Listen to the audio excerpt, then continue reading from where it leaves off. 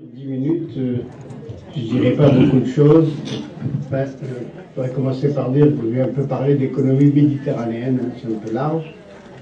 Et j'insiste au moins sur deux choses pour ne plus en parler du tout, c'est qu'on ne peut pas parler d'économie sans avoir les idées claires sur la politique. Hein, il faut une bonne politique et une bonne organisation avant de parler d'économie. Je crois que c'est clair, on n'en parle pas, on en a assez parlé avant. La deuxième chose, j'en parle pas dans le cadre de la crise financière actuelle, parce que dans la crise financière actuelle, ce qui est particulier, c'est le développement de l'économie de rente et de la prédation, et que les gens les plus fragiles sont les plus touchés. Donc, comme c'est la Méditerranée, c'est un peu une énorme maladie qui atteint la Méditerranée aujourd'hui, et je n'en parle pas. Donc, au-delà de ces deux éléments, quelques données quand même importantes. La première, c'est que les 150 millions de Méditerranéens occupent très mal leur espace.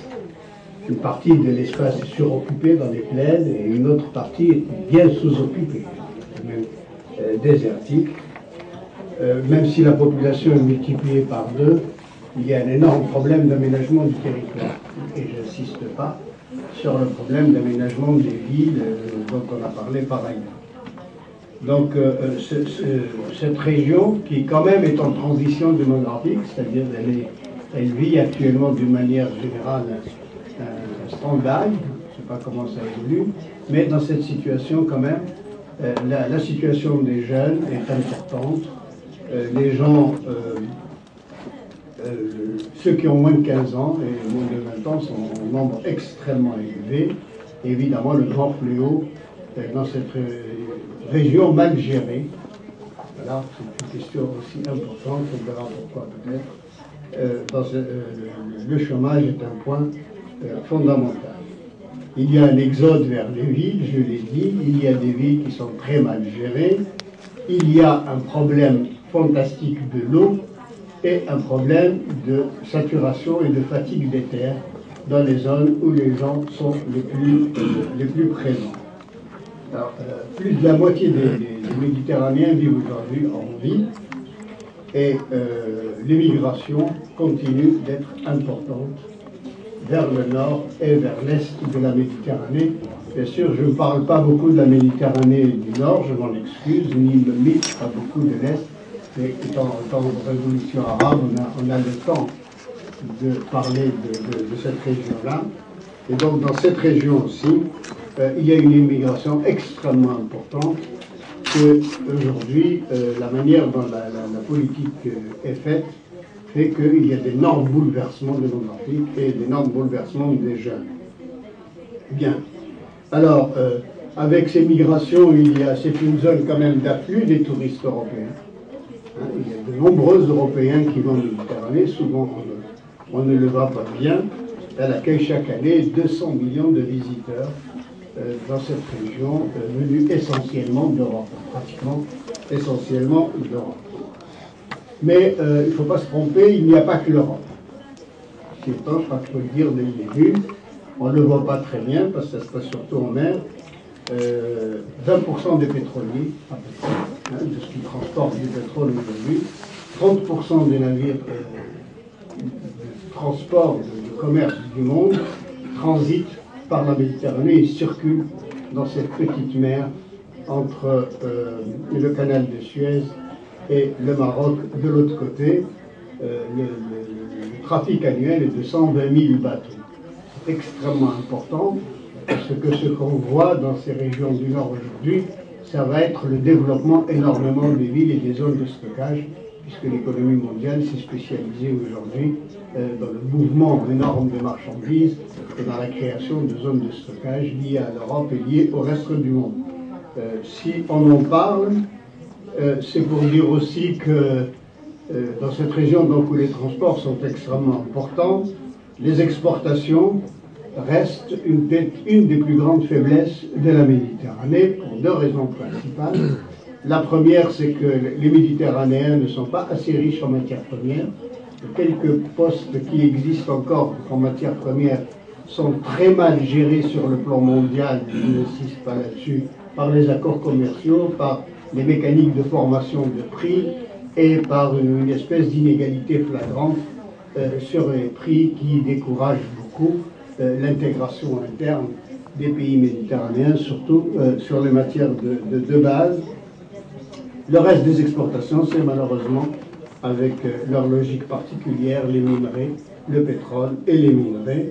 Alors il se trouve que cette région du monde est une zone stratégique importante de fabrication de pétrole et de gaz, et une zone, compte tenu de ce qui se passe en matière de pétrole et de gaz, une zone stratégique d'accumulation de devises dans des pays mal gérés. C'est-à-dire on a deux situations dans ce monde en crise, c'est le seul endroit où je parlerai de la crise financière, deux situations où voilà des gens fragiles qui possèdent beaucoup de pétrole et qui possèdent beaucoup d'argent.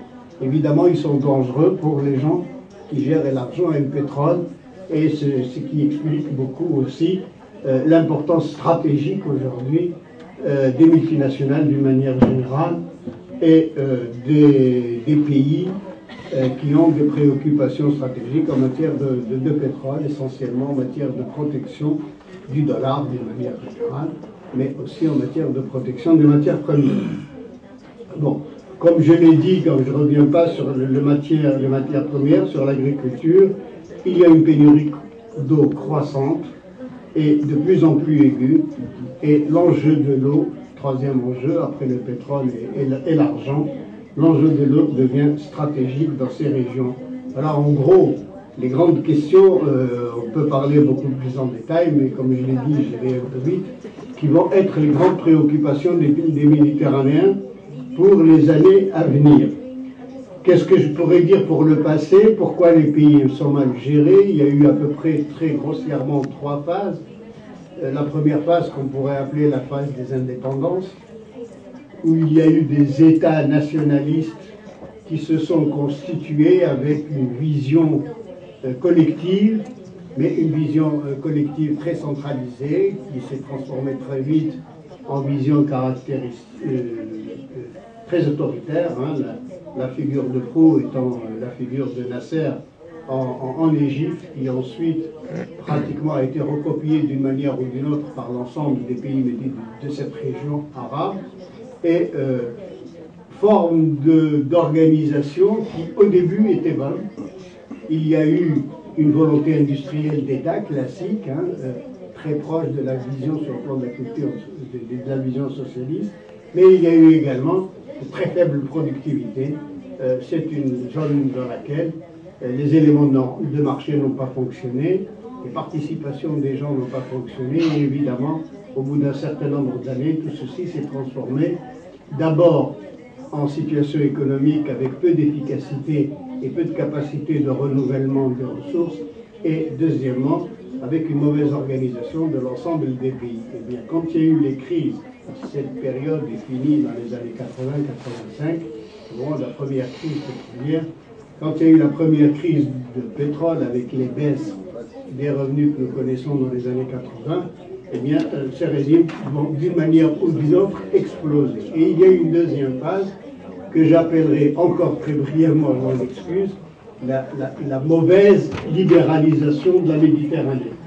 C'est-à-dire, les gens disent qu'à cela ne tienne, eh bien, nous sommes endettés, nous avons fait des bêtises, c'est après tout la faute de l'Occident. On n'y peut rien, vous voyez. Donc, à partir du moment où vous libéralisez, qu'est-ce qu'on sait, qu'est-ce qu'on libéralise? C'est-à-dire, on oublie les services publics. Hein, on connaît ça maintenant en Grèce. Avant, ça paraissait original et un peu révoltant. Maintenant, on sait que c'est valable pour tout le monde et ça atteint même le cœur du capitalisme. Mais ce qu'on voyait en Grèce, en Méditerranée à l'époque, c'était donc la baisse des services publics, donc le recul des investissements qui ont fait les taux de croissance des premières années et le recul des bénéfices qu'on pouvait avoir dans l'éducation, l'inflation, les dévaluations, la pauvreté, et d'une manière générale, pourquoi cette mauvaise libéralisation? C'est essentiellement, ce ne sont pas des marchés qui se sont créés, ce n'est pas la concurrence qui s'est créée, il n'y a pas eu d'exportation qui pouvait emmener des capitaux et de façon solide, et c'est une libéralisation donc qui ne tenait en fait que par le déficit et parce que se payer la population pour que les États tiennent. Eh bien, cette deuxième phase s'est terminée ces derniers temps, disons, depuis 5 ou 10 ans. Les gens ont commencé à en avoir marre, c'est une des raisons les plus fondamentales de cette mauvaise libéralisation, en demandant une autre Méditerranée, et c'est la partie sur laquelle je vais un peu insister. On arrive maintenant dans une situation où les Méditerranéens ont le sentiment que les deux politiques, que ce soit les États centralisés des indépendances au départ, que ce soit la libéralisation telle qu'elle s'est faite, et telle qu'elle s'est faite aussi avec les accords internationaux, n'oublions pas, et la manière dont ça s'est passé, et dont on a parlé ce matin, on ne reviendra pas là-dessus, sur les rapports Europe-Méditerranée essentiellement, et bien telles qu'elles se sont faites, dans la tête des gens, ces choses-là ne sont pas bonnes. Et il faut aller autrement. Donc, le fond de la pensée des gens, c'est qu'on attend aujourd'hui à ce que les Méditerranéens changent le paradigme de développement tel qu'il s'est passé depuis 40 et 50 ans. Comment le faire, bien sûr, il n'y a pas de solution, je ne peux pas vous en donner une aujourd'hui, mais au moins il y a 3 choses. On a parlé de la crise de l'eau et des villes, et de manière générale de la crise écologique. Les Méditerranéens sont aujourd'hui dans une équation très simple et très complexe en matière de réflexion et de solution. C'est que, il faut un développement qui lie aujourd'hui fondamentalement sur les 20 ou 30 prochaines années, pour les Méditerranéens eux-mêmes et pour le monde, le phénomène écologique avec le phénomène développement. Il faut faire un développement qui soit basé sur des programmes du long terme de Méditerranée. J'utilise le terme, on est dans une situation, comme on appelait ce matin, révolutionnaire, où les gens sont pressés, où ils sont au chômage, et pourtant ils sont devant une caractéristique de politique à long terme à mener en matière écologique, en matière alimentaire, en matière de développement qui emmène de l'emploi. Le deuxième élément donc, consécutif à cette réalité, c'est qu'il faut que le rapport international change. Les prix ne sont pas bons, globalement, et la matière dont les exportations se sont faites, essentiellement pour les exportations européennes de textiles, etc., qui aujourd'hui sont fatiguées, qui ne s'exportent même plus dans la région méditerranéenne et qui n'ont plus la capacité de tirage de ces investissements, parce que l'Asie est venue et elle a changé, comme je dis, les données. Les Méditerranéens ne font que voir transférer les produits industriels qui arrivent d'Asie vers le Nord, plutôt que de travailler eux-mêmes. Donc dans cette situation, il y a un besoin énorme de création de marchés internes, c'est-à-dire de pouvoir se satisfaire au maximum avec ce qu'ils peuvent produire, le peu d'argent qu'ils peuvent produire, qui est très, très illégalement réparti dans une situation d'échanges illégaux, c'est-à-dire dans une situation extrêmement difficile à gérer financièrement. Et voilà un peu les grandes découvertes, je dirais, de la révolution arabe telle qu'elle se présente sur le plan économique et en tenant compte de ce que je disais au départ sur le politique. Il faudrait que le politique ait une politique fiscale et une politique financière nouvelle, et il faut également qu'il puisse faire une politique à long terme. Voilà, d'ailleurs, je termine. Voici un peu les grands enjeux de cette Méditerranée dont on pourrait parler un peu plus en détail.